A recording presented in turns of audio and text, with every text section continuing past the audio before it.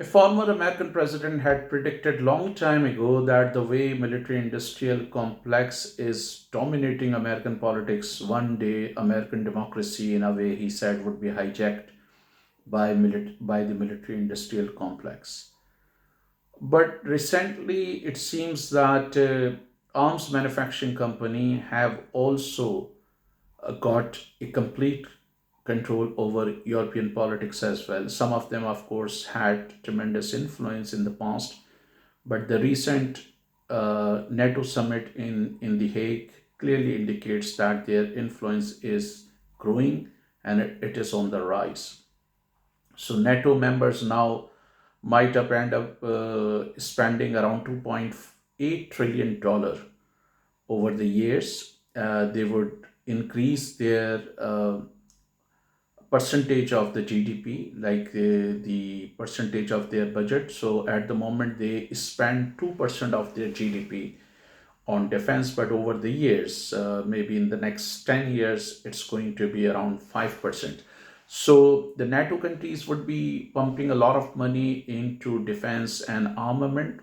In reality, the rearmament of Europe is taking place, and that does not augur well for the global peace as well. It's likely to create fears in Moscow and Beijing, that who will also try to increase their budget. How big is this amount? 2.8 trillion. According to UNDP, United Nations Development Program, just $50 billion is enough to extend primary healthcare, primary education, sanitation, and pure drinking water to more than 100 countries in the global south. Just $5 billion, not trillion, $5 billion is enough to wipe out extreme poverty from the entire African continent. Maybe 50 billion euros, and now it's an old estimate regarding environmental degradation. So the damage that has already been caused to ozone layers might be repaired if we put in place, different programs that might cost the global community around 50 billion euros or more than 50 billion euros now. So you can have an idea about that. And this is not the end of the story. This is not the first time that the European countries are pumping such a huge investment into weapons. They have already spent, since war on terror, the global community has already spent more than $8 trillion.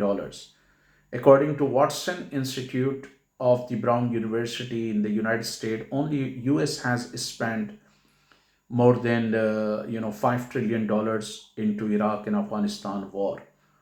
And between 1945 to 2001, before 9/11, it had already pumped more than $16 trillion into defense, armament, and militaries. Some other estimates suggest that only the United States has pumped more than $8 trillion into war on terror since 9/11. It means the US has already pumped more than $24 trillion into this. Even then, they have not been able to achieve an ideal security. For instance, every year, more than 40,000 Americans lost their lives because of gun violence. According to some other estimates, around 39,000 people every year. And of course, thousands must get wounded as well.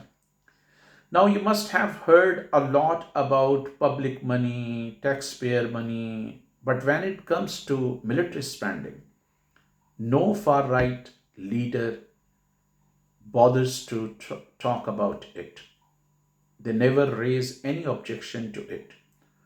On the one hand, for instance, in the UK, the British government is cutting down, benefits. The Conservative Party has also substantially reduced a number of benefits that used to be extended in past, which might cost a few billion pound or a few billion dollars.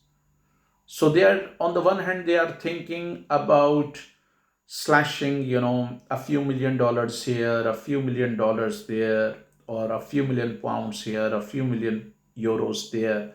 But on the other hand, they are ready to pump not billions but trillions of dollars into it over the years. So that's a shameful thing. But we need to think that why are there so many wars, despite the fact that we established in the past League of Nations, it couldn't prevent wars. Then we had the United Nations, and since its establishment, the world has witnessed more than 280 minor and major wars, including some civil wars and social strife as well.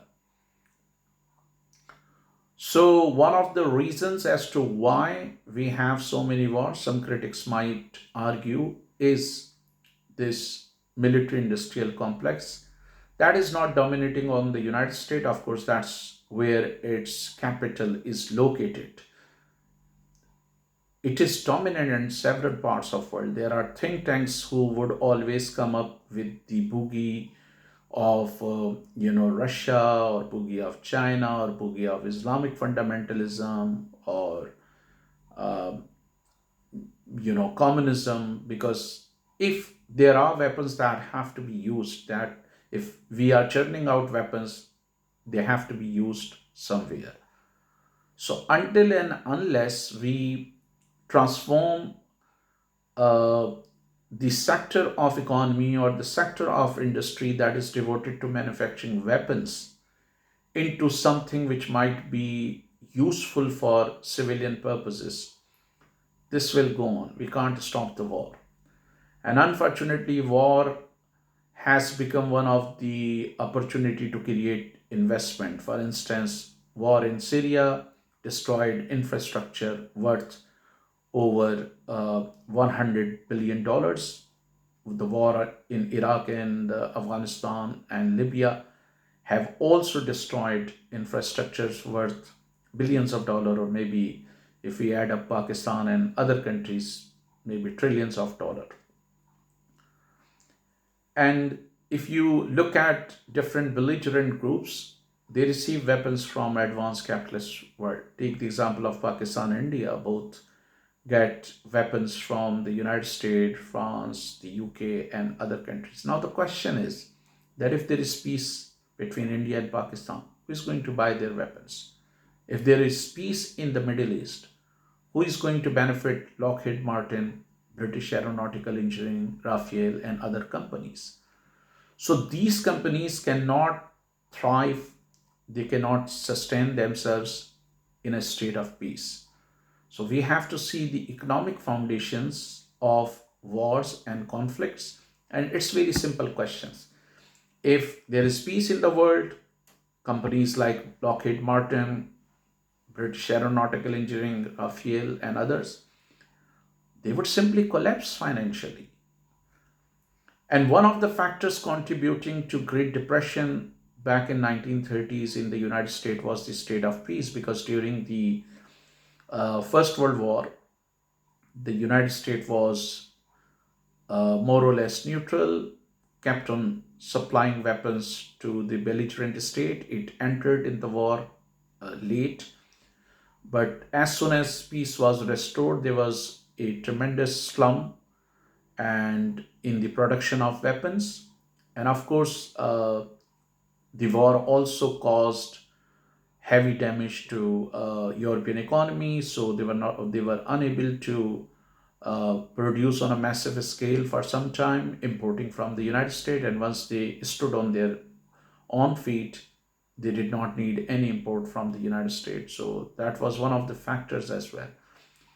So important point is that we have trillions of dollars. The global community has trillion of dollars to support wars and conflicts, to enrich arms manufacturing company, to benefit warmongers sitting in power corridors of Western capitals, but we do not have enough money for millions of people who want pure drinking water, decent housing, primary education, primary health care. And in even in Western countries where pensioners want benefits, where disabled people want benefit, where people living at the bottom layer of social stratification expect their government to help them. So their government do not want to help them.